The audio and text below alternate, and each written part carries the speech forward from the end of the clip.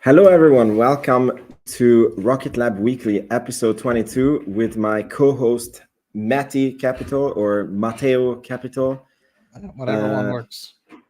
Exactly. So we have had a very exciting week with Rocket Lab. We had the earnings that came out. Rocket Lab was accused of misrepresenting their timelines. Then there is some happenings with Astra, who's about to go bankrupt, or maybe they will be bought out.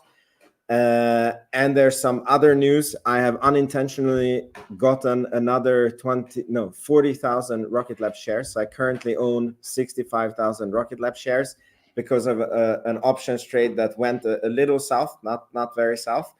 And we're going to talk about that in the end. And I want to hear Matteo Capital's thoughts about that. So We'll see. So it's definitely going to be a very interesting show. So welcome, everyone.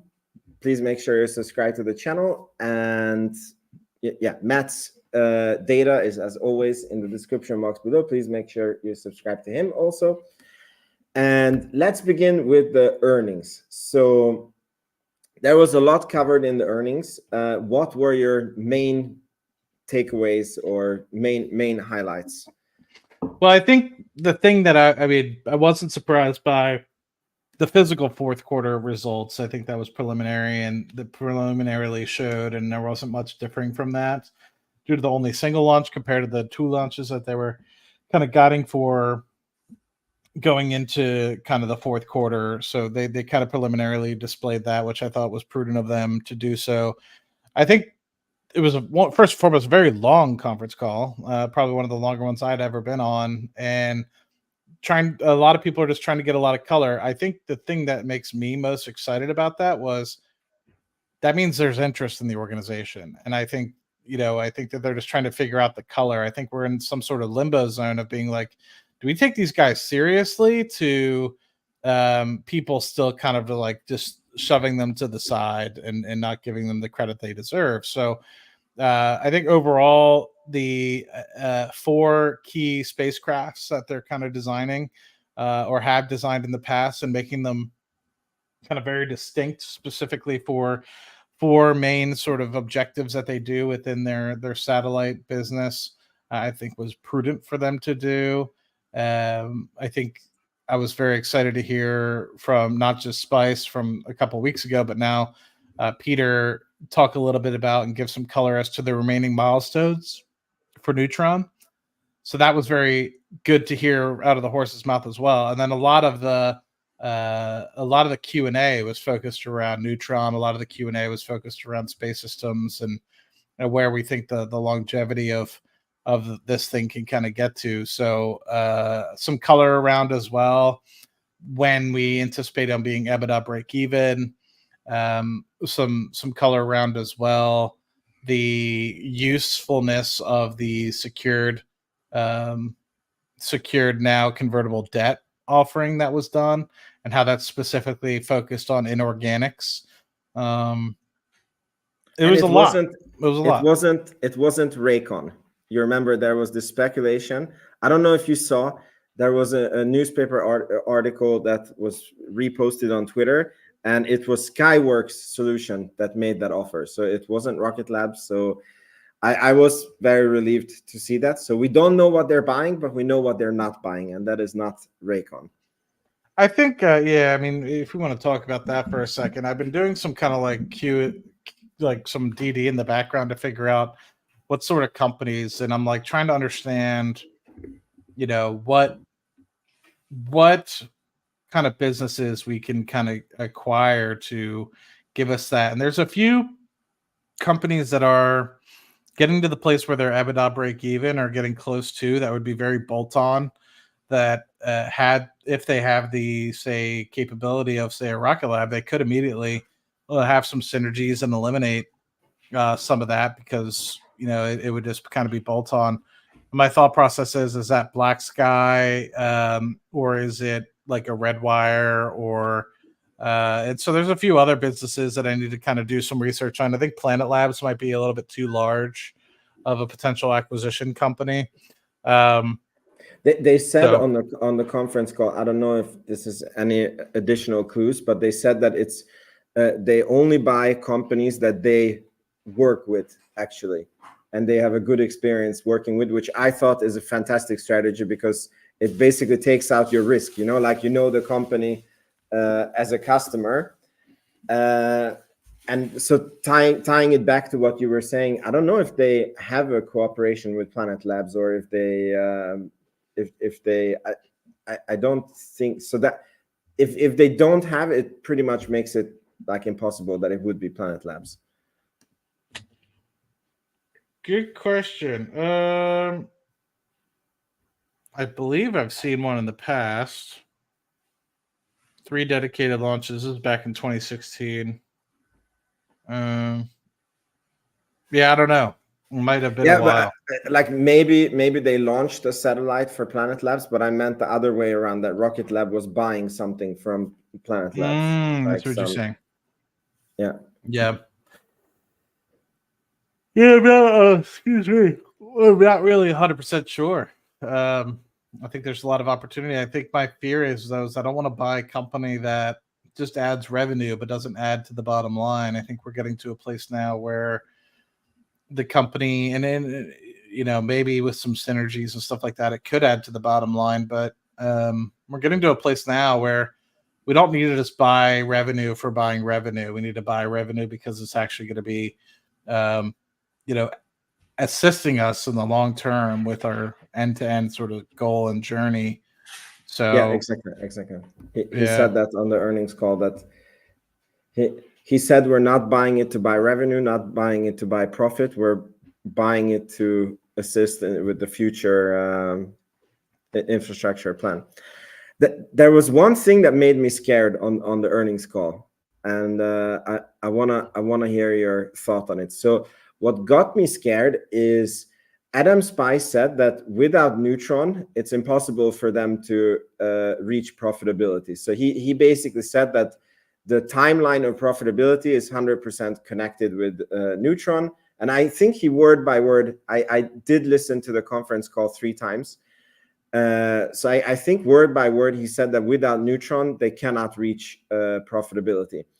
And the reason why that scares me a little bit is because if Wall Street starts to look at, like, let's say Wall Street doesn't have any risk appetite for Rocket Lab, and they want to wait until Rocket Lab is profitable, and there happens to be a delay with Neutron, I don't know what that would do to the stock if it's so connected, because for some reason I thought that they would be able to reach profitability even if Neutron is delayed, because the space systems is ramping up. They're reaching higher and higher gross profits from the Electron launches, and if they do 22 launches and maybe next year they do an even higher number launch, then they should be in spitting distance of profitability. But I want to hear your thoughts about this. Does this scare you in any way, or do you have any thoughts about this comment? I didn't interpret it that way. I interpreted it as the timing of when Neutron gets finalized. Because if you think about it, I don't think they're going to be making much net income, or I don't think they'll be making decent revenue coming from Neutron. But I feel like the first few launches are not going to be what really drives the bottom line EBITDA growth for the organization. I think more so it's the capital spend. I mean, we talked about another $100 million this year. So if you don't have that $100 million spend, if you think about it right now, you'd probably be very close to, if not already at EBITDA break even, if not EBITDA positive. I don't know how much how much the net loss was for the company last year. Maybe that's something we could pull up. But if you think about it, they've spent over the past 2 to 3 years $100 million. There's about $100 million left to go. Or maybe they said 150 million. So I never interpreted what he stated was they need Neutron to be profitable. I would find that very hard to believe, because you have gross profit on the space systems business of getting close to close to 30%. You have the gross profit of the gross profit margin, of the Electron system probably in the 40%, and they're trying to aim it towards 50 once everything's fully reusable. So I don't think that they need Neutron to be profitable. I think it's just that the fact that the rest of the business is kind of carrying that at the moment. I see what you mean. I see what you mean, and it should be very easy math. Yeah, as soon as because he always says adjusted EBITDA positive. So just for the folks listening, that is like adding back the stock-based compensation. So it's not GAAP profitable yet. So it's not the number that Wall Street is happy with, but it's the number that if they achieve adjusted EBITDA positive, it means that there is basically zero risk of bankruptcy because they will have like each quarter more cash than the quarter before. But Wall Street is still not, they want to see GAAP profitability, but nevertheless, it's a huge milestone. So profitability trends, is this adjusted EBITDA? So they had, yeah, you're right. Because if I'm gonna add these up. So because he said that they spent 100 million in 2023 on Neutron, no? He said they've spent 100 million to date. So I would say that's anywhere between late 2021 and through 2023.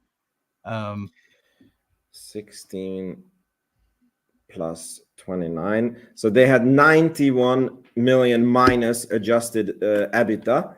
So yeah, I mean, I think it's safe to assume that they spent a majority of the 100 million in 2023, right? But then if you think about it this way, if they average say 95 million a quarter, which I anticipate it's going to grow, and then you take 30% adjusted gross margins, the non-GAAP gross margin there, instead of 32, let's just take 30%. Because who knows, is it going to be coming from extra launch? Is it going to be coming from extra? So anyway, that leaves you about 28 million a quarter. Multiply that by 4, you get to about 114 in sort of, that's gross profit, right? Yeah, gross profit there. Yeah. And so then if you don't have that drag of 100 million in 2024, yeah, then it's kind of anticipating, then you're getting close to positive. Yeah. So I agree. So okay, thanks for actually giving a color on that, because I was going in my mind like, oh my god, if there's a delay with Neutron, then we're going to see the stock crater like crazy. But I see what you mean, that they just, even if Neutron is delayed or there is a failure, like the big infrastructure spend and the big fact, like anything else is going to be marginal. But they are linked, right? Because like say they do have, it drags on, right? Is that going to be another 25? Is that going to be another 50 million that drags into 2025? Because then that would push, let's say, profitability. They were kind of thinking the first or second quarter within 25, once this large kind of spend curve ends, which I was kind of anticipating was going to be 3Q, 4Q this year. If you remember a couple months ago when we were talking about it.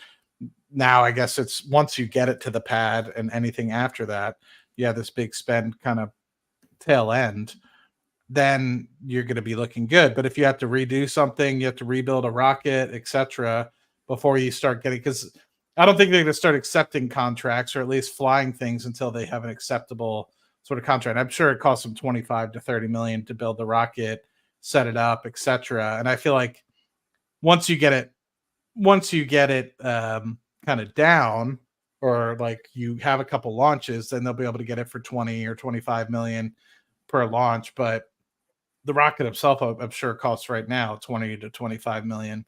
So every quarter you delay that, we're probably going to be making 20 to 25 million in kind of non-GAAP EBITDA. So you basically wipe out anything. So yeah. Okay, cool. What did you think about so in this conference call, I feel there was a meme created, which was also the thumbnail of this, which is Peter back saying, I've ridden that donkey before and it was a tough ride. And he talked about scaling up of Neutron. And he basically said, which is actually statistically true, that the Electron rocket was the fastest scaling rocket in the space industry ever, even faster than SpaceX's Falcon 9, and that is statistically correct. And he said that was a very tough ride, and it's unrealistic to think that Neutron is going to do better than the best ever in the space industry, or you have to be very, very lucky. So what is your opinion about Neutron scaling, and does it make you happy? Is it per your models, or was there something new for you there? No, I think I've gotten accustomed to it a little bit now. I mean, I was surprised that they were trying to go for 3 launches in 2025 period. So that's surprising to me. And my curiosity is if they push the let's just say we don't get that launch with at the end of the year, would that mean that we have 4 launches in 2025 as opposed to that, or would it push that fourth launch into 2026? And no matter what, you're only going to get 2 to 3 launches within 2025. So it gives me a little bit of a head scratch personally, but I think I was over optimistic a little bit on how quickly they would get it to scale, just based off of how gung-ho these guys are. But at the same time, I think,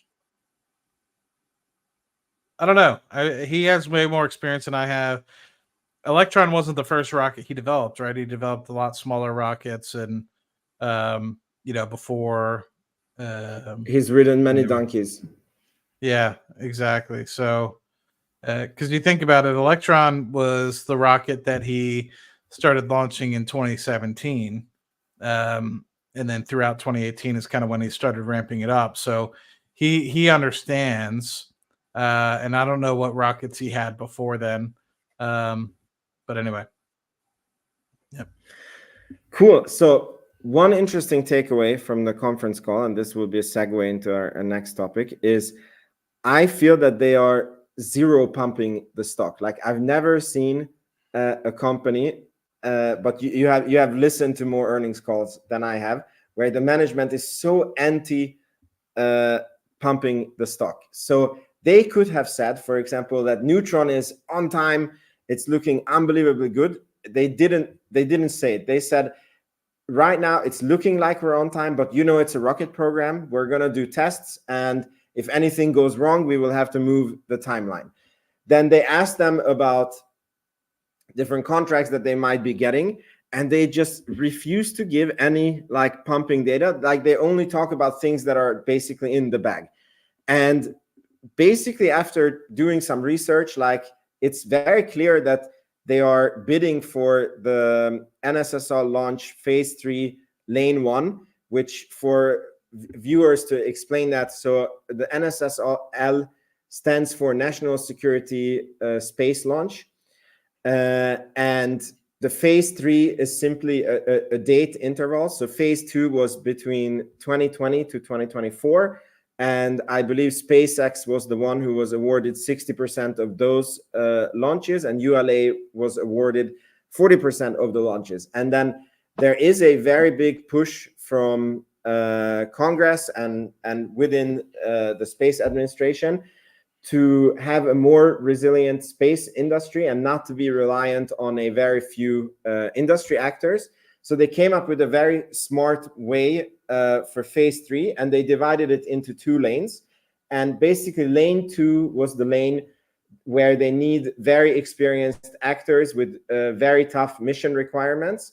And basically, only companies that have super heavy launch vehicles can bid on that. And that's SpaceX, ULA, and then Blue Origin threw a temper tantrum, as far as I understand. And then they got added to that one, despite not having a proven vehicle.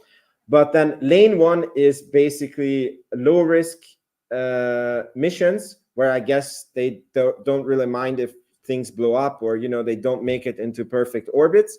And they specifically wanted to have newcomers bid to this. So that was Rocket Lab, Firefly, who else was it? It was like 2 other companies that they wanted, and basically nobody from these people bid on phase 1 except for, like, Rocket Lab didn't confirm it, but they kind of did, because they said that the engineers are working very, very hard to make the on-ramping deadline for lane 1. So it's clear that they're doing it, and if they actually make the Neutron launch, then they will get billions of dollars of launch contracts from this lane 1, and they never once mentioned it. So they're like, for me, they're like the anti-stock pushers, like definitely at one end of the spectrum that I have seen. And funny enough, this week they were accused of over PRing and misrepresenting the Neutron timeline. And I'm sure you have seen this one, Matt. This was the article that started it all. Rocket Lab has misrepresented Neutron readiness, a congressional memo says. And basically, there was a memo inside Congress that was being passed around that was saying that Rocket Lab, because of the pressure of getting billions of dollars in contract, started to misrepresent, and they have 0 ways to launch this December with Neutron. And what do you think about this? Yeah, I think the comments section in this TechCrunch article really spoke words. I think, a lot of people saying this sounded like a hit piece. Whoever paid you to do this, you should check your integrity, pretty much. I agree. I mean, I don't know. I don't think that they tried to sell the fact that they're trying to get onto pad 1 too much. I think that they were just being as honest as they could, and they said, look, we're trying our best, but things happen. It's literally putting rockets into space, right? So I don't think they were like, we're guaranteed to get it done by December 15th because we need to get. I don't think it was any of that. I think that they played with their cards and they showed, hey, like, we're planning for it. We still have things in the pipeline, but any of these things could delay it. And in reality, this is the lay of the land. It could very well be slipping into 2025. But I mean, yeah, it's interesting. Like, the thought process is like, if the rocket's not ready by December 15th, then they're not going to get the contract anyway. So like, here's the very interesting thing. So I did a little bit of research on this, and here's the very interesting thing. So the wording is very intangible, and you had to bid for the contract in December 2023, and in December 2023 you had to have a credible path to launch by December 2024. So what is not clear to me is if you had a credible path in December 2024 and then something came up, let's say in March or February, you did a test and you get delayed 2 months, does that still count you as eligible? Because keep in mind that lane 1 was specifically made for newcomers with low risk emissions, where they are expecting things to not work, so it wouldn't fully make sense to me that they get automatically disqualified if they miss this December 15th deadline. Obviously, if they miss it with like, we need another year, then they get disqualified. But if they just, miss a few weeks, I don't know. Mm-hmm. Yeah, I think the thought process is like public record, like that last statement in the second paragraph. Public records and information available to staff confirm that Neutron has no credible path. I mean, we've all seen the tanks. We've seen some of the testing done. Archimedes is expected to be tested in March, April. They're building the launch pad. I mean, is it going to be tight? Of course. Like, they literally said in the conference call, everything has to go well for us to meet this December 2024 deadline. It's not like they're like, oh yeah, we got some wiggle room. And I mean, they're being honest. It's like, if something goes wrong, they're not hitting December 2024. Like, they explicitly stated that. So I don't think they're overselling anything. Worst case scenario, some of these things don't go as expected. The tank doesn't meet its pressure requirements. The Archimedes engine misfires, anything like that. And next thing you know, we're not meeting December 2024. So, I don't think they were like, we're guaranteed to meet it no matter what. even if we have failures, we have ways around it. You know, they're not Yeah, trying to like yeah. sneak their way into it. So I honestly think it's just I think it might be the life or death for ULA, to be very honest with you. Really? You Well, know, I yeah. don't ULA doesn't For make that much money, right? And they keep getting I mean, it's a cash sink from Lockheed and it's a cash sink from Northrop. So, but isn't Daddy Baseless buying it? well, I guess we'll find out. Yeah, but Yeah. so anyway, I just think it's one of So those things where I think it's starting to get clear and evident that these guys are doing really well with way less capital. They have a really good team on their hands and they're hitting on all cylinders. And I think that's really frightening for people because it literally stands the difference between somebody being a $2 to $5 billion market cap and being a $20 to $25 billion market cap in the next 5 to 10 years. And so if they're able to eliminate Rocket Lab and kind of make sure that they're delayed a little bit more, then you know that means Bezos and ULA will be the ones that are kind of second to SpaceX than everybody else. So yeah, so for the viewers who didn't or don't know about this NSSL phase 3 lane 1, so the point is that if nobody makes it in lane 1, right? So meaning Rocket Lab is delayed, and we already know it was confirmed that nobody else bid on it. So Rocket Lab is the only bidder. If they would fall out, and then it's the incumbents that would get all the launches.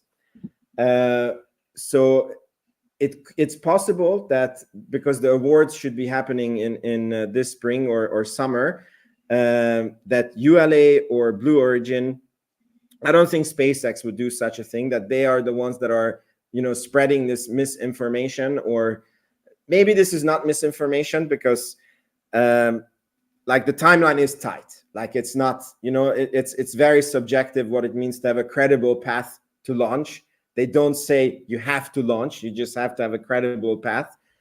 But definitely these guys, they would win very big if Rocket Lab wouldn't make it.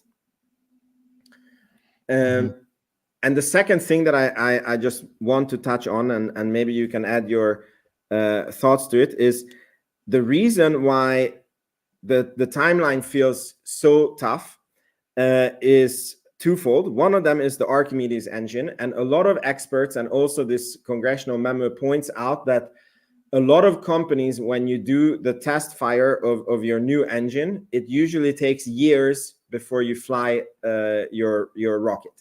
And on the surface, this is quite a valid argument, you know, because if you look at like how much time it took for others to achieve similar things, then you can extrapolate how long it will take to Rocket Lab. The only thing that I where it tilts it more to, like, I do believe Peter back more, is on many interviews he has said that the least innovative thing that they're doing on this rocket is the engine, and their plan is to use a very reliable engine design that is capable of a lot of thrust and then barely use the engine. Like that's how they will keep it you know, going. So like that's why the engine is going to be so reusable, because, you know, they're barely using it on the flight. So when you're, you know, like when you're barely using the engine, like that means that, you know, temperatures are going to be very low, you know, there's going to be very low stress on the engine. You know, you have a lot of margin with the fuel and everything. So and because they, like, it feels like they're using, you know, very tried and tested, like they're not trying to reinvent the wheel, that it should be very real that the engine test just goes well and then it gets very easily integrated to the rocket. So this was point number one that they're pointing out as a major hinder to Neutron being able to be ready. And point number two is actually the pad being ready, because as far as I understand, it's not Neutron. It's not Rocket Lab that is building the pad in Virginia, but it's the Virginian Space Authority, and then they have public. What is it called?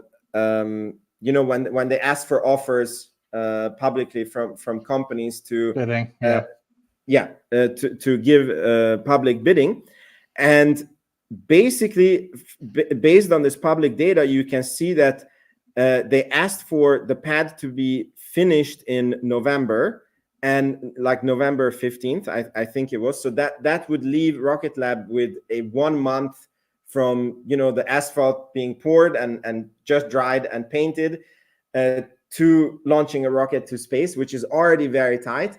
And then there was a second,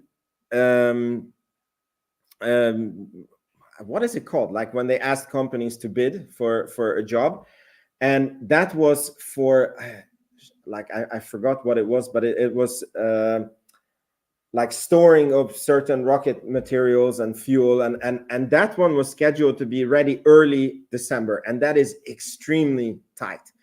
And this one to me is one of the most credible, like where I also start biting my nails, like how are they thinking here? But then I go to SpaceX, who is, you know, launching starships from tents, you know, that are not because, you know, the Texas authorities are too slow on approving the buildings, and it takes too long to build the buildings, and they make it go right to launch the rocket from, you know, tents. We know that Neutron is like somehow it gets the fuel and everything from the launch pad, so it needs very little storage of different kinds, as far as I understand. So I believe that there would be, even if the pad is not done on time, I believe that you can make certain MVPs and you know, like very smart workarounds on how you could still fuel and launch the rocket. But this is for me also where I go into nail biting if this datum is true. So I want to hear your take on these 2 points and how credible you think it is that they're completely misrepresenting it. Like it's acknowledged that the timeline is very tight. Yeah, so go ahead. I mean, I don't necessarily know much about the pad laying and when they're supposed to finish and everything the like, but I mean, if it's finished, it's finished. If it's not, it's not. You know, I think overall, I think it's not very hard to lay cement. I know that might be a little bit more time consuming based off the fact that it's a very large amount. And so it might have to cure for a lot longer than, say, somebody's backyard. It might be way thicker, etc. as well. And the clearing will obviously take some time, and it's a large area to flatten as well. So, I mean, maybe I'm just being but it's literally not rocket science, right? It's something that we've done for thousands of years at this point, or hundreds of years for concrete maybe, but it's, you know, it's something that we're used to. With respect to the Archimedes piece, I agree with you. I think, you know, the word idle was used in the conference call. It's the engine will basically be at idle. So it's literally just like lit and slightly providing some sort of thrust. But like you stated, it's not going to be utilized in the maximum. And it actually gives me room for pause where it's like, does that mean that you would be able to potentially create another engine that would be specific for Neutron where it would be better to use? Like, is it over designed and therefore increases weight where then it affects your payload, right? It kind of gives me some thought, but at the same time, it's like, would it allow you to have a larger payload as well? Because you have that ability to launch much higher volumes as well. So I don't necessarily know how that plays into it, but yeah, I think you hit the nail on the head with respect to the reusability piece. So I don't know. I think all in all, that it's going to be tight. They stated it was going to be tight. You know, we'll see what ends up happening. I don't really know much about the whole concrete laying section, but I think they were very transparent about that on the earnings call, and they weren't trying to hide anything. So regardless of whether or not people, you know, think they're lying through their teeth or not, they explicitly stated some of these things in the call. So it wasn't like they're like, oh, it'll be fine. It was, yeah, I mean, there is X, Y, and Z. So, and again, just so everybody understands how like anti-stock pump they are, what we're speaking about is if they do make this timeline, they are getting billions of dollars in launch contracts. Yeah. And that is insane. Like if that would happen, I don't know where the stock would be, but not at 4. That's for sure. And even we are not even talking about that aspect. Even we are looking at like, it's so tight, you know? But if they make it, we're looking very, very good with the stock. Yeah, I mean, I could see an avenue. This is where it kind of gets you to think. I mean, I could see an avenue at this point where you can get to 20 launches for Neutron a year. You can get to 30 launches for Electron a year. So that gets you to about a $1.25 billion run rate. And if that's the case, then, you know, if you kind of add that, and that's not even including the space systems piece, but if you slap a price of sales on that of just 20 compared to SpaceX's 30, you're looking at a $25 billion organization.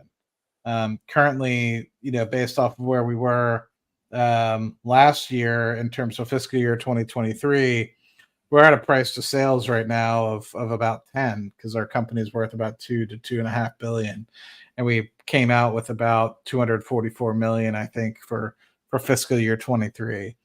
So just by that metric alone, you're undervalued by about 60% compared to SpaceX on a same revenue to revenue piece, or at least at a minimum, you're undervalued by, let's just say, 50%, because if you're not valued at a price of sales of 20, you know. But then you have to think we're going to be closer to 400 million this year in terms of revenue. So that alone, if we maintain the price to sales of about 10, we should be a $4 billion company, which means the price should go closer towards $8 or $9 or $10. And then if you think about if we end up with a price to sales of closer to 20, then you should be looking at a company that's about 4 times the size of it is at the moment. So, and that's not inclusive of any future Neutron or anything of the like. That's strictly based off of Electron sales. That's strictly based off of space system sales. And even if you were to say comparable to what SpaceX is at, we do hit 400 million this year in revenue, you could be looking at a potential $12 billion company, which is 6 times where we are today.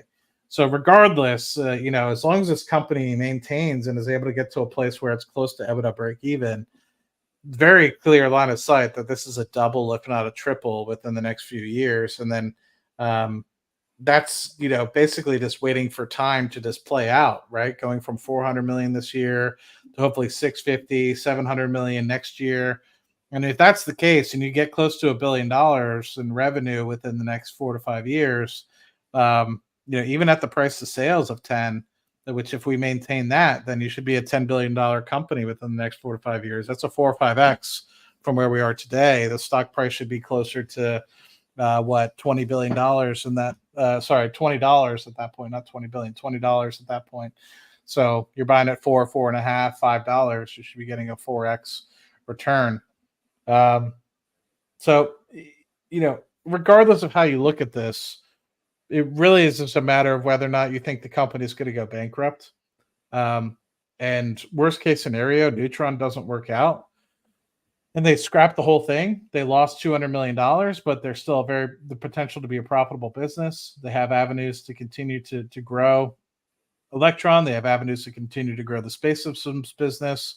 But I think you're right. Neutron will definitely be the thing that blows the top off of this thing.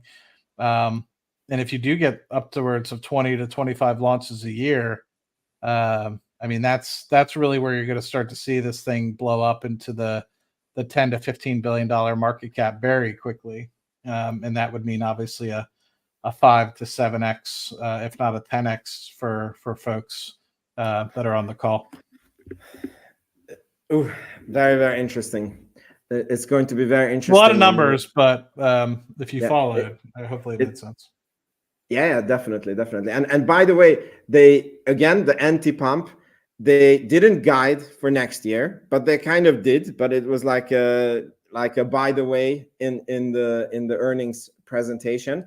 So they said that the backlog is 1 billion, and they expect to use 41% of the backlog.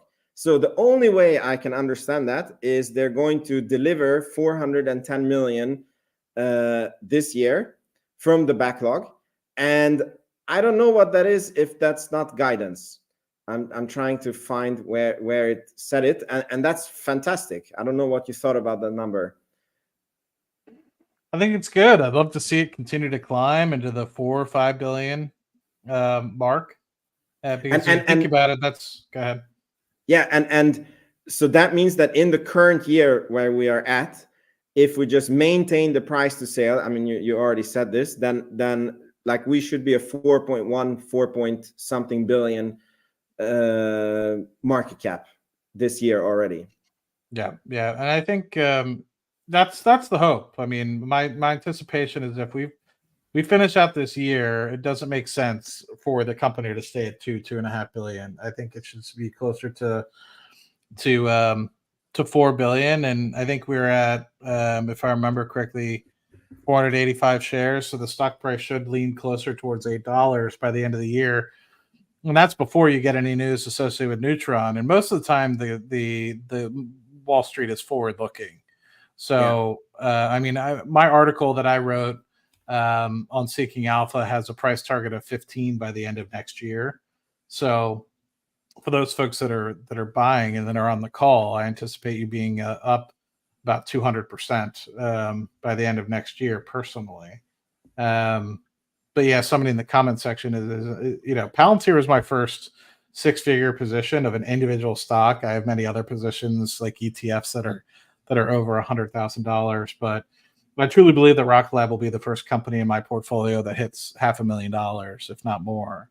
So it could, I mean, I could see a place where it could grow to be a $1 million position. I don't think I'll have enough shares for it to be kind of guaranteed, but I could easily see a place where the stock price gets to the $38.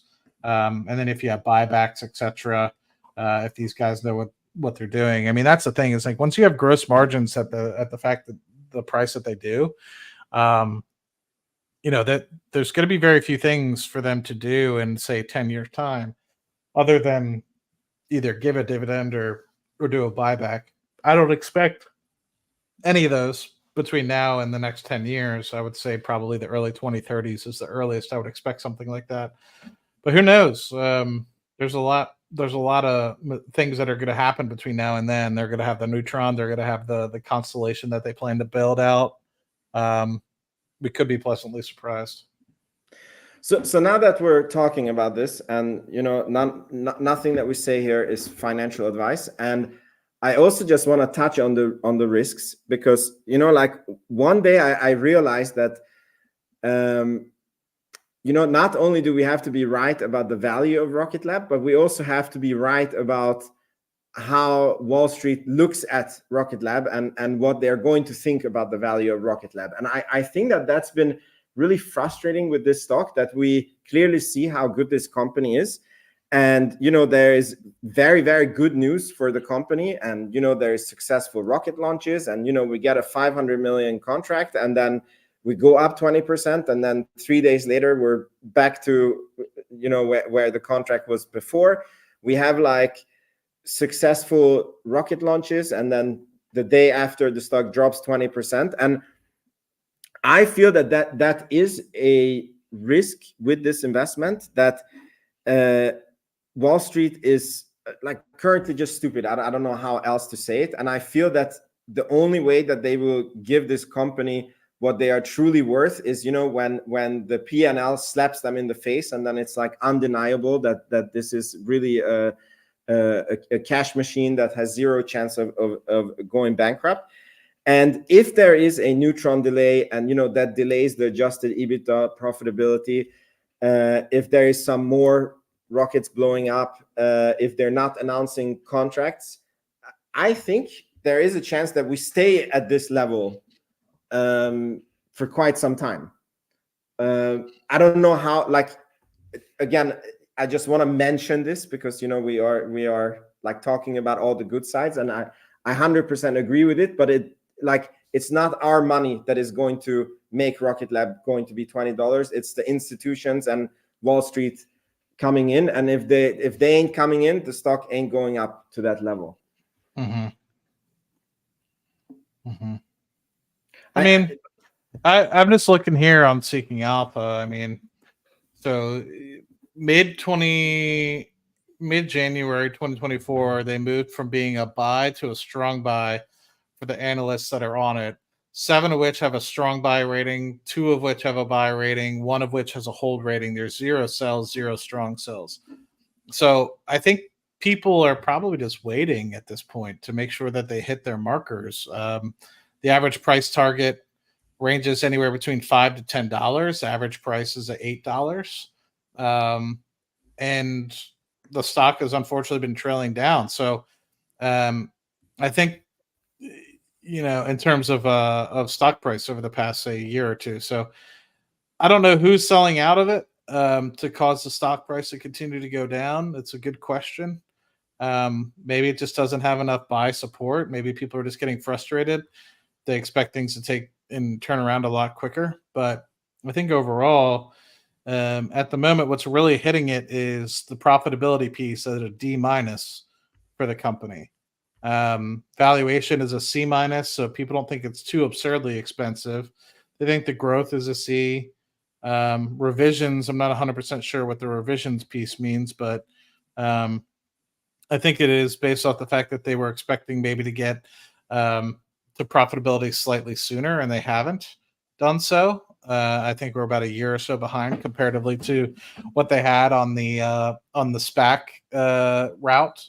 But overall, I think it looks pretty good. And then if you look at the quant piece of it on Seeking Alpha, again, it has it as a hold, with the big impacts of it being profitability and the fact that they continue to revise down, I guess, on what's the word I'm looking for? Revise down on the earnings going forward. So, but if you kind of look at what people's earnings estimates are for the company going forward, a lot of people predict within the 2025 timeframe, not a lot, but a few, that you could have upwards of $15 of EPS. And then there's one analyst that's following this out 2026 and 2027 that anticipates that they're going to have positive EBITDA and positive earnings, actually, on a GAAP basis going into 26 and 27. So I think there's some confidence that are gaining. That one analyst will grow to 2, will grow to 3.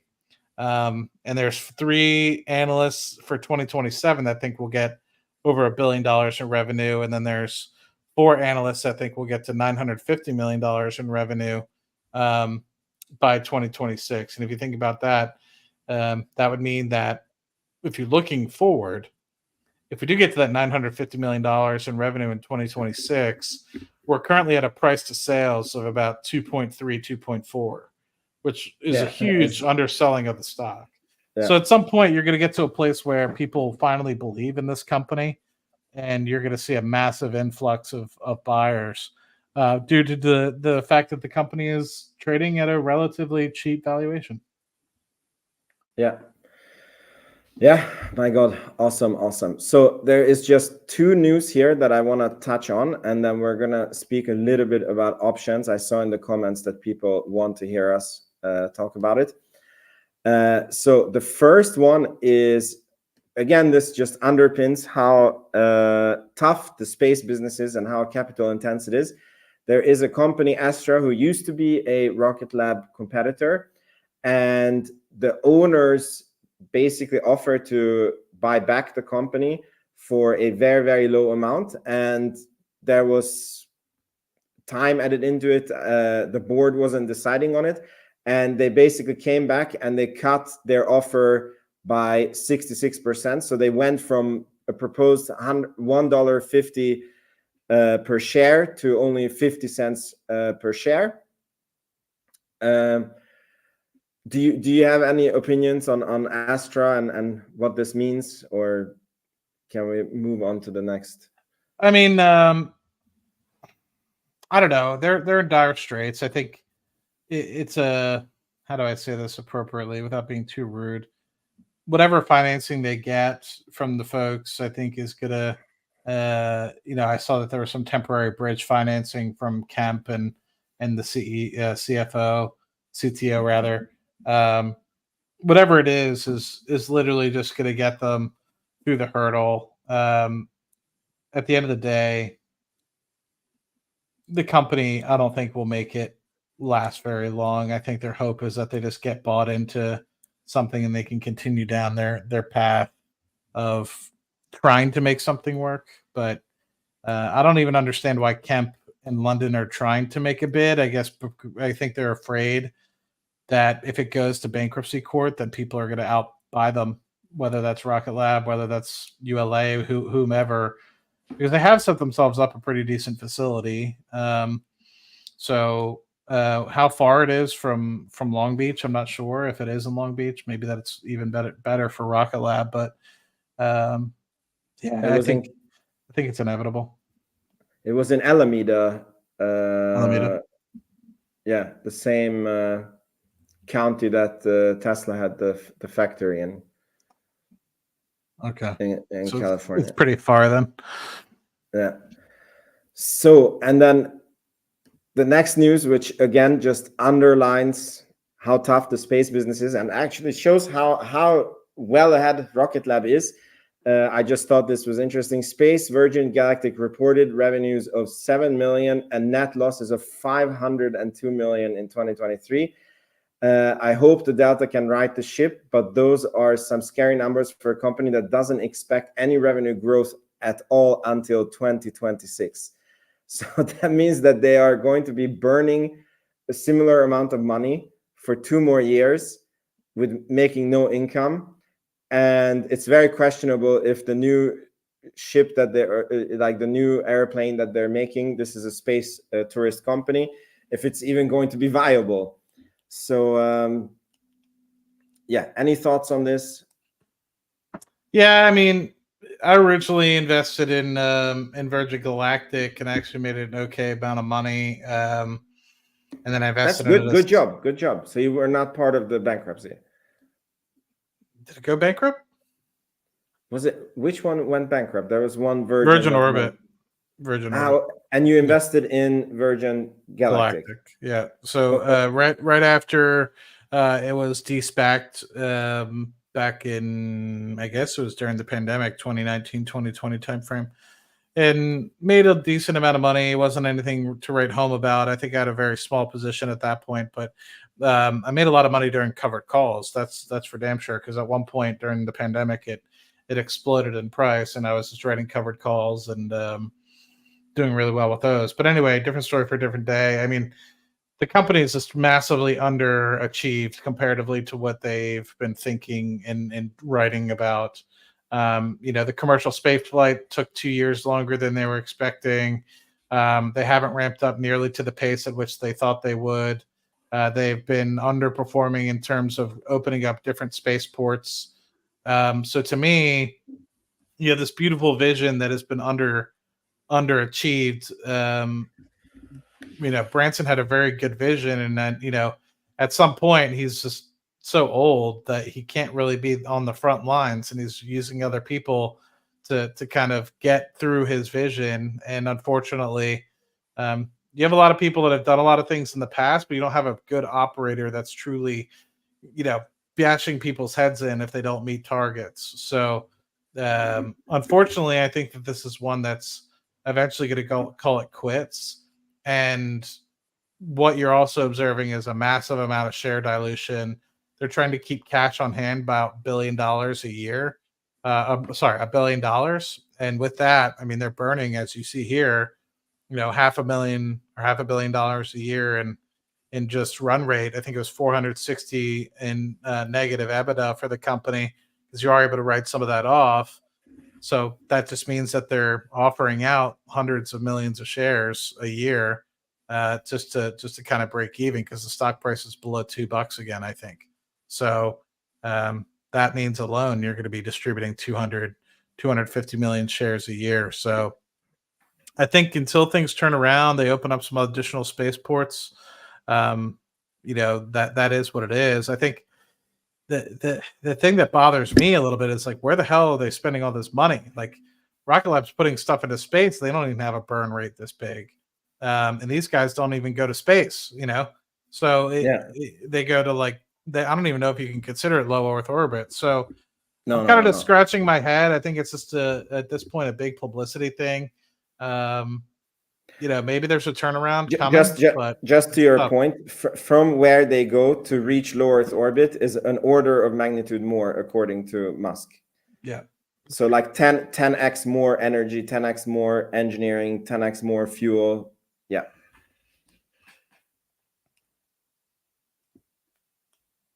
Sorry, I interrupted you. I just wanted to say that, but go. No, I was done. I was. Yeah, okay. No, no worries. Okay, cool. So, I mean, this to me just shows how well Rocket Lab is already doing compared to some other companies. But that's the end of that. So now back to Rocket Lab and the long-awaited options trading story. So when we talk about this, I don't fully like talking about this because I think it's very advanced, very risky, and you're going to hear some stupidity that I have done, and I hope you learn from it. And I'm a fan of people knowing the information and doing their own research and then making their minds up after that. So I'm just going to tell a story of what happened to me, and then I want to hear what Matt would do in my situation. So I started writing options very, very recently after like studying this via YouTube videos and reading about it. And I basically used the margin on my account as a guarantee. So it wasn't like I was writing put options and they were not cash secured. They were secured by the margin on my account. And I came into a situation that I didn't understand how my broker counts the margin. And the account is together with my dad. And because it's somehow being dynamically calculated, and I called them on the phone and they even couldn't tell me how they calculated. And I thought that Rocket Lab was very, very undervalued. So I told my dad that I want to go near our margin limit to see how the account acts and what are the things that happen, just to understand how this works. And I wanted to do it on an option that was close to being in the money at that time. So in case we can practice, rolling options and blah, blah, blah. And I happened to do this just before they announced the 500 million raise. So like we wrote the put option. And so when you write the put option, if the stock goes up, it's good for you. If the stock stays the same, it's good for you. If the stock goes down, it's not good for you. And so basically, we even got margin called when they announced this, and I lost 13,000 of my Rocket Lab shares for a few days, and then Palantir saved my ass because it went up so much that I was able to rebuy the shares. And just on this, I lost about $4,000. And then these options recovered, Rocket Lab recovered, and basically now I got put the shares. So now I had 25,000 shares of Rocket Lab, and now I have 40,000 additional shares that I wasn't planning on having. And my idea is that I will do covered calls on this until the stocks get called away from me, and then everything goes back to normal because then I'm at the original position size that I had, and then I had a very good practice with the options. So I have two thoughts. I'm still extremely bullish on Rocket Lab, but because these shares were bought on margin. So currently the account is about 50% margin, which doesn't make me feel very safe. And I'm kind of thinking like, what can I do to actually keep these shares? Because it feels so nice to have 65,000 Rocket Lab shares. And I'm like, can I start OnlyFans or something like this, to quickly earn enough money? So guys, let me know in the comments if you would be interested in my feed pictures. Just kidding. So I'm between two options. So one of the options, actually three options. So one of the things that I'm looking at is I got the strike price on the option was $5. I got 37 cents paid for the put options.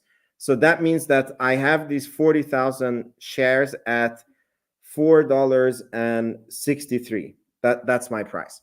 Now, I would have the option to write a 1-year covered call, which I would get $1.08 for, which would put the price of the shares down to $3.55. So that means that my account, because remember, like it's on margin, it would be safe even if the stock goes down up to $3.55, which I think is very, very, very unlikely. And if it goes lower than that, then I would be possibly margin called. I think I would still have quite some leeway. So this is one option, right? But if the stock ends up going up, like Matty suggests, then I would lose out on an insane amount of profit. So then the second option is to write an insanely short 1-week covered call on the $5 strike, which would pay like maybe 7 cents. We will see what it does on Monday. And if I manage to do this every week, then the account becomes safer and safer and safer, because every week I win 7 cents on my cost basis. But if the stock goes down, if there's a downturn in the next, let's say, 1 month, then I might get margin called.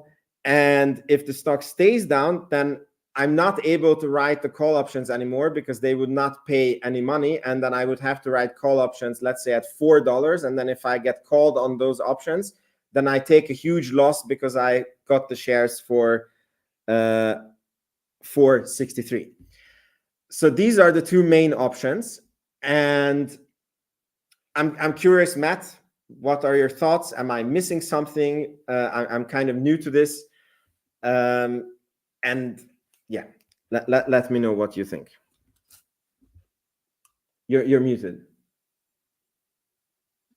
So appreciate this is probably going to be harsh, but my question before I answer this is, did you model the margin impact before making this most recent trade? Meaning, did you just borrow as much as they would allow you to and wrote the contract without modeling what it would look like if the stock went down to $3.50? Or in the case, because it's also in the same account as your Palantir, if Palantir went back down to say $18?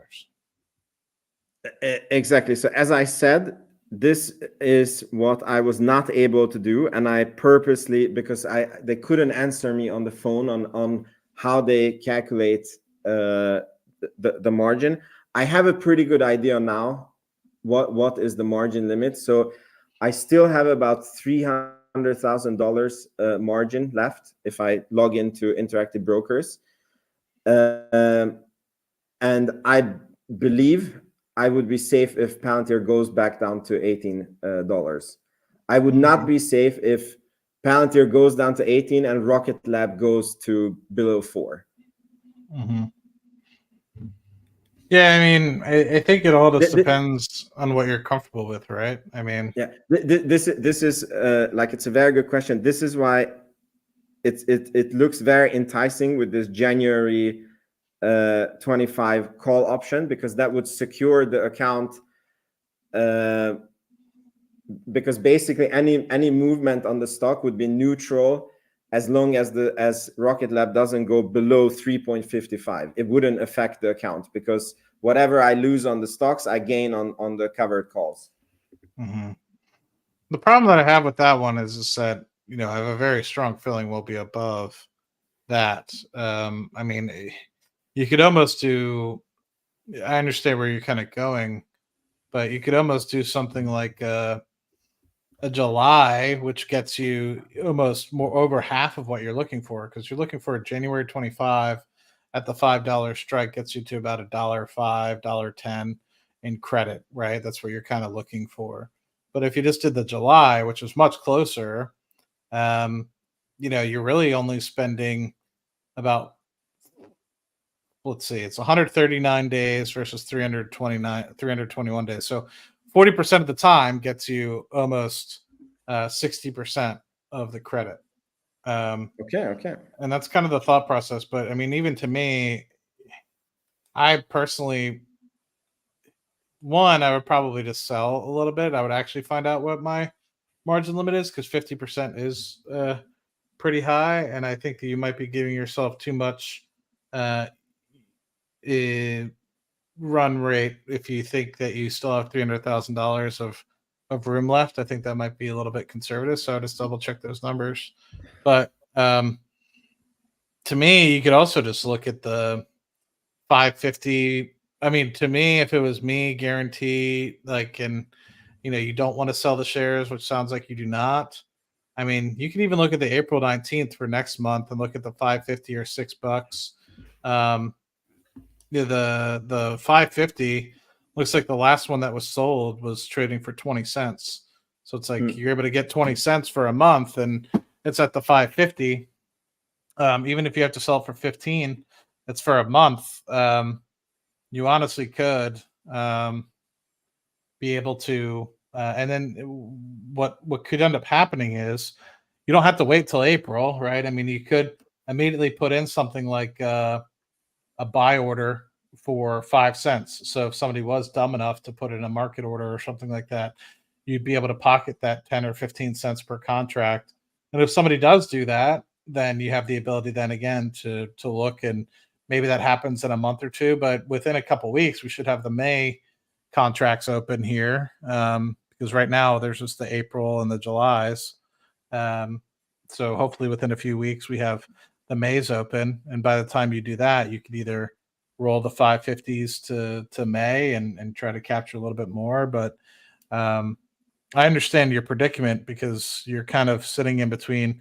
Palantir's up, Rocket Lab is still kind of down, but I guess my fear is I just don't want you to write all 650 contracts and capture a little bit of premium, and next thing you know, you're out of Rocket Lab and it does this huge run up.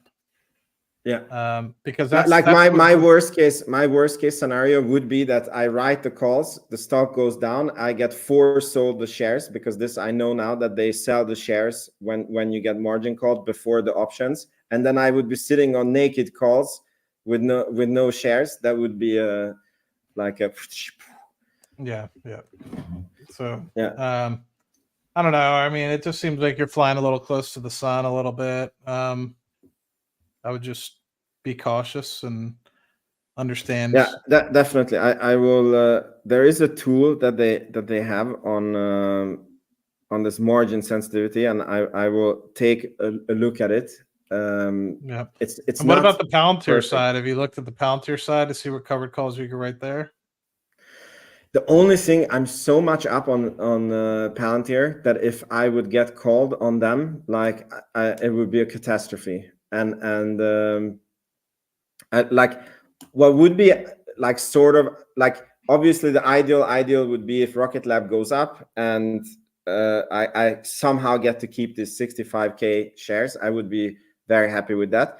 The second ideal would be that the shares get called away, and then I close this sort of unintended test position, and then I could lessen positions, and instead of having one concentrated, I could write puts on both Palantir and both Rocket Lab, and maybe even on Tesla on a smaller amount, which would be much safer for the account. Yeah, I think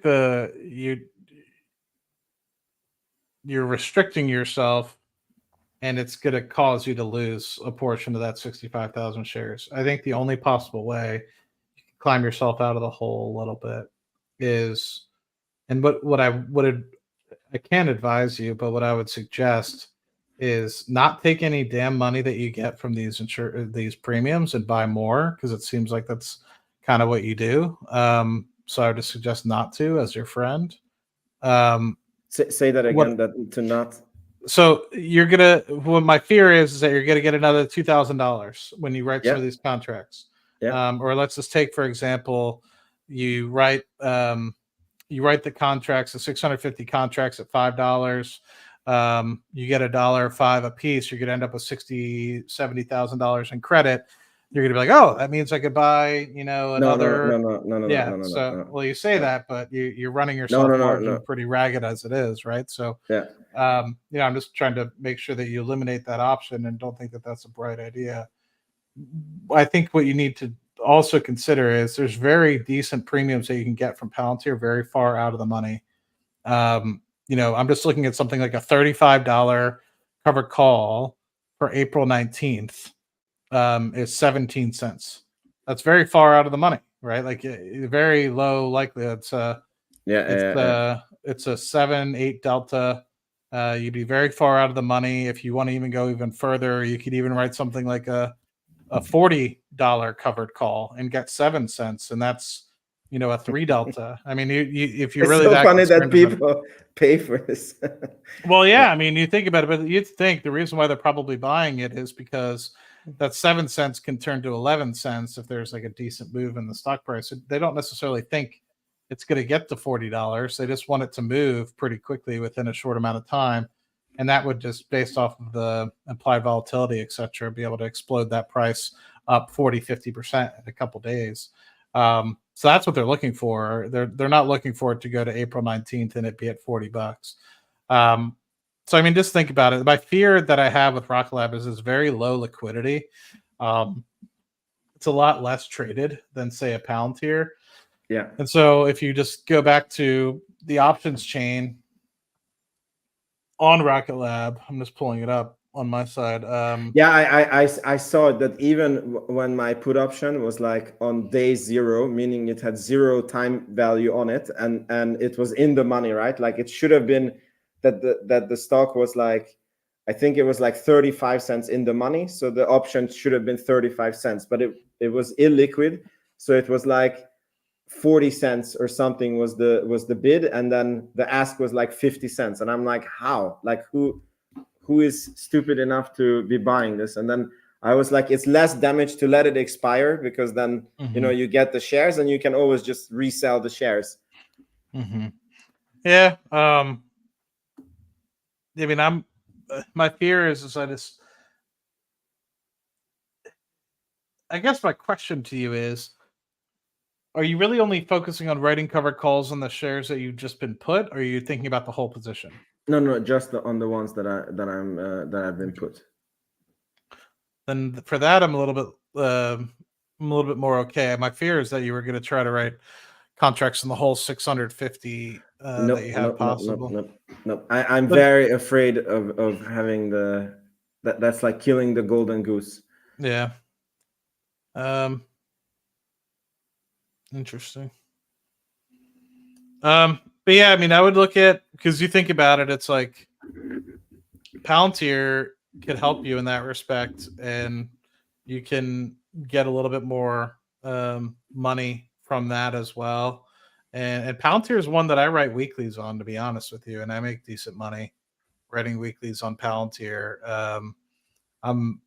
But you do this out of the money, like $40 on. I don't write 40. I mean, if I were to do a Palantir right now, for me, I would have wrote this yesterday. I probably would have wrote the $29.50 or the $30 expiring next week. You would have got 6 or 7 cents. Say that again. Which dollar? The $29.50 or 30. But I mean, when it opens up on Monday, it's going to be worthless. Yeah. But what you could look is maybe then you look at the March 15th, and for the March 15th, you could look at the 30.5 or the 31s. You get 9 cents. So maybe you get 10 cents out of a contract once it opens up on Monday, depending on how many shares. And in that case, like if it actually goes to $30, Palantir at that point is going to be worth $70 billion. Like, is it actually worth? If it goes to $30, I might even think about selling, to be honest with you. But my hope is that Palantir stays slow and steady to the right, where I could continue to write cover calls and it doesn't tempt me, because my fear is that if I sell, I don't ever really want to sell, but if the price presents itself where it's like 150 billion dollars, it's like, well, how much more running room do you have at that point? Like, I do think there is a possibility it could get to $1 trillion market cap, but Not so soon. yeah, I mean, that would take a lot of time to get there. So, or the market's just absurd, or the growth rate goes out of control. So, I don't know. But to me, I think if you, in combination, look at the Palantir as well as, then I feel like you're going to be, as well as Rocket Lab, then I think you're going to do a lot more help for yourself. And I would just, you know, I don't know.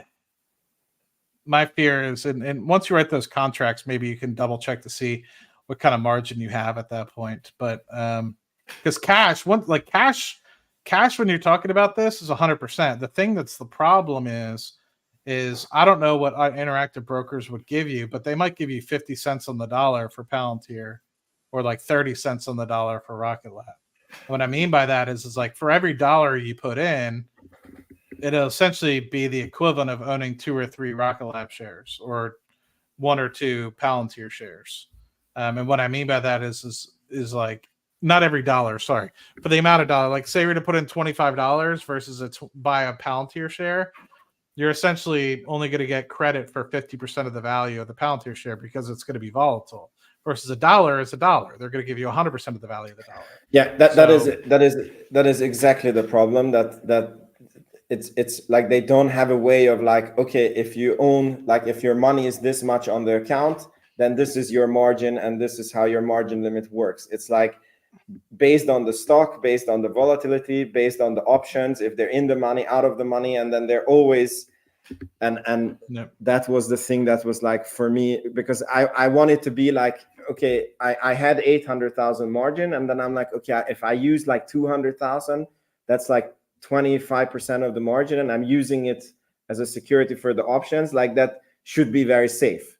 But then I couldn't, like it didn't, I don't know how to say it, like it didn't make sense how they were calculating, and I just had to see it, and it was the perfect one time to see. So what I would look for, I would look for things like, I don't know who you use to analyze your options. I think that's something you should get very comfortable with, because you're not, to me, if this was me, I wouldn't write one. I would write, weekly, right? I think you're trying to figure out what's one thing that I can do. It's like, no, I think, you're going to have to climb yourself out of the hole a little bit by a little bit if you really want to maximize on this. Otherwise, if you just want to guarantee, I mean, just like, because I got 37 cents paid for the option, right? So it was a $5 strike, and I could just sell the shares like on Monday, and if I log in, it says that they are at 65, like 460. I don't know how correct that is. It's a pre-market, like it's currently on the trading, so that would actually put me on 2 cents up on the option. So it's like it's not really like I lost money, it's just my so I'm like, it wasn't a wash trading, like what I got paid for the put option I lost on the shares. So I just, I mean, for me, if you wanted to do that year-long contract, I mean,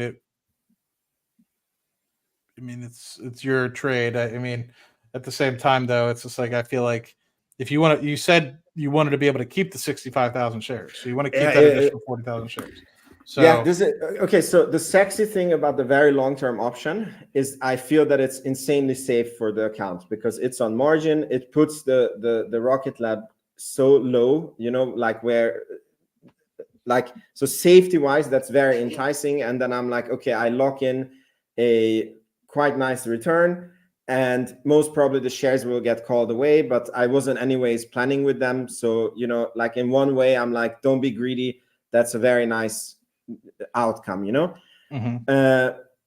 but on the other hand, now that I have the 65,000 shares, I'm like, if I would do weekly, and every week I can earn 5 cents down, and you can do it enough weeks, then at one point, like, I do work off the shares,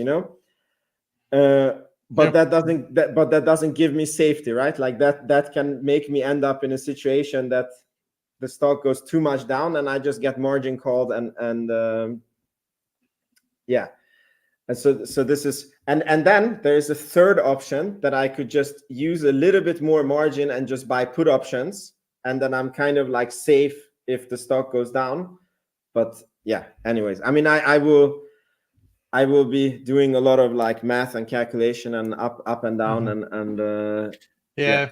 To me, I would look, if you wanted to sell anything, I would not sell the January 25s. I would sell if you wanted one contract to write, I would, and not worry about it and give you that margin of security. I would write the July. Yeah.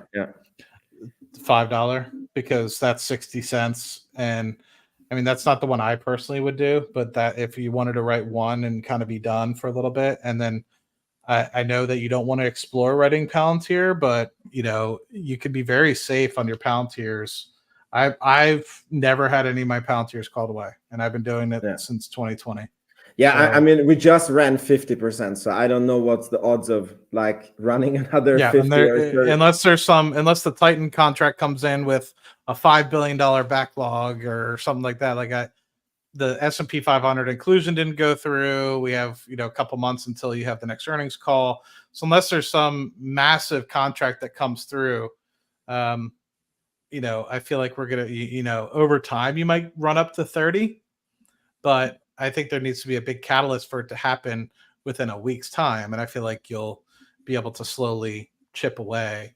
So yeah, that's my thought. Okay, I'll also look at it, because it's also true. Like if I do it for a few weeks, and then let's say that Palantir does end up going to 30, it's like, it's very not likely that it will go to like 35 and 40. Yeah. And then I can still buy back the option. So I just want to don't just do this on a whim. Do the calculations. You know what I mean? Because like for now, I feel like I'm not trying to be mean. I'm just being truthful. It seems like you've been kind of doing things on a whim and like not necessarily thinking ahead about it as much, because you're learning on the fly, which is okay. You're learning a lot very quickly. But with that, you're also learning a lot about the risks associated with some of the stuff. So I would just double check. It's like, if you want to be able to keep the shares, right? There's a way, like you're saying it, right? If you just want to sleep better at night, then I would just sell the shares, the 40,000 shares that you got outright. If you wanted to be actually to keep the shares, then there's a way that you can do it. It's just understanding what your OnlyFans, yeah, exactly. There's just a way to always kind of start with the objective in mind. If you want to keep the shares, then honestly think about the Palantir, but don't just whimsically sell on Palantir, because then you're going to miss out on the upside of Palantir, right? And that's my fear, is like, I don't want you to whimsically do some of this stuff. I want you to actually think through it and make sure that you're giving yourself that margin. And like you said earlier, you don't want to kill your golden geese. So, if your observation, your observation is so spot on. It's just, like when you're a beginner, like you don't know what you don't know, so I feel like I spent a lot of time thinking about my actions, but then, like, for example, when we wrote this put option, I was like, okay, the stock can fall and then I can roll the option, right? But then I didn't have this in mind, that the stock can announce something when the market is closed and then fall 20+% like while the market is closed, and I have zero chance of being able to react to it. And then I was like, okay, I need to add this to the risk that I wasn't thinking with, right? So your observation is correct. I'm learning it on the fly, and I'm doing this as this is for the listeners. Like, I want to not endanger the shares that I have, and this is like an additional thing that I'm trying to do to create income. And you see me going through all the beginning mistakes and emotions, and so I remember what I stated very early on, like when you were initially starting to think about this, I stated, I do this when. So like right now, I could go see myself selling, let's just say a couple, let's just say $40,000-$50,000 worth of some of these contracts myself. Not the premium that I received, but like the total dollar amount. Like I could see myself selling, like right now I have I'm not going to talk about the 40 contracts I have a Rocket Lab because those are all cash secured, right? I have 20 grand to cover that. But let's just say right now I were to 40,000 divided by 5. Yeah, I could go right like close to 80 contracts if I wanted to at the $5 because I know that I have a decent bonus coming in next month, right? Or this month, I guess, because it's March now. So it's like I would feel comfortable because worst case scenario, by the end of the month, I get put those contracts, but then I also have 40 grand that I can immediately move over and cover the margin instantly. And so it's like in the future, I would think about it that way. Is like if you and Pops are thinking about adding, you know, 500 to $1,000 to the account every month, it's like, oh, you see this opportunity, then it's like, well, I know I'm going to be able to add, you know, $1,000 or $2,000. You know, I could write a contract or two and try to generate, and it's like by the end of the month, I know it's going to be covered anyway, so it's okay. So, but I think what ended up happening was I don't necessarily know if you thought you were going to add, I guess close to, what is that, 200 grand worth of money by the end of the year or something like that. But no, yeah, that's correct. Like I was thinking with 100 grand that we would add. Yeah. Okay. Thank you so much, Matt. I think it was very good advice. So I have quite some homework to do and lots of theoretical simulation calculation. So when you sell some of these options, look at the delta. The delta kind of shows you the potential probability of success. So, like for example, you know, Robinhood makes it very easy, but Robinhood, unfortunately, I don't think you guys have access to. So it's like you go on there, you look at the delta. The delta basically shows you what your likelihood of profit would be, because, you know, it'll allow you to kind of see, okay, it's this far out of the money, etc. So generally speaking, I look for things that are like the 3 to 5 delta when I sell things for like a weekly or a monthly, and that's generally around like a 95% chance of success. So you'll guarantee, like, you know, 1 out of 20 might get called away, but you know, generally speaking, you're hanging out very much on the second derivative, right? Because all of this is statistics about recent price action and everything like that. So with Rocket Lab, if you're able, because we have had so much volatility, went down to 390, now it's back up to 460, etc. You're going to have a lot of applied volatility within the last week or month.